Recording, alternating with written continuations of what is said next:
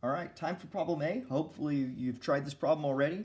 How do we take the derivative of this one? Y equals cubed root of x plus the cubed root of x squared plus the cubed root of 12 to the fourth. Well, the first thing I'm going to do is I'm going to write these as exponents with a fractional power because that's the best thing we can do.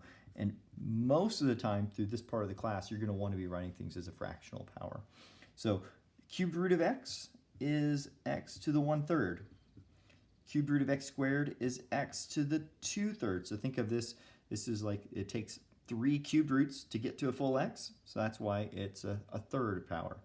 Here we've got x squared. The x squared means we've got 2 of them. So it's like we've got 2 cubed roots. So we have 2/3 power. And over here, we could write 12 to the 4/3 if we want. What we're going to find is that problem, that's not something we really need to worry about. So let's write y prime. Now to do y prime, all we need to do is go back to our basic rule. And our basic rule is that when you take the derivative of x to the n, then n comes out front, and then we get x to the n minus 1. So whatever your power is, your power comes out front, and then you subtract by 1 to get your new power. So that means that x to the 1/3 becomes 1/3 x, and then we need to subtract 1. So what is 1/3 minus 1? It is negative 2/3, right? And that is just by simply taking 1/3 minus 1 or 1/3 minus 3/3 and getting 2/3, negative 2/3. Okay.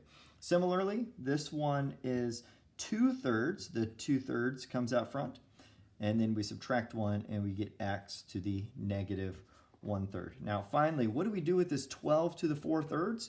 It is really tempting to try to put like 4/3, 12 to something, but I want you to pay close attention. 12 to the 4/3, if I grab my calculator, is 12 to the 4/3 is just a number. It's 27.47. So what do we do? What's the derivative of any number? The derivative of any number is just 0, because the derivative constant is always 0. Did I trick you in that one?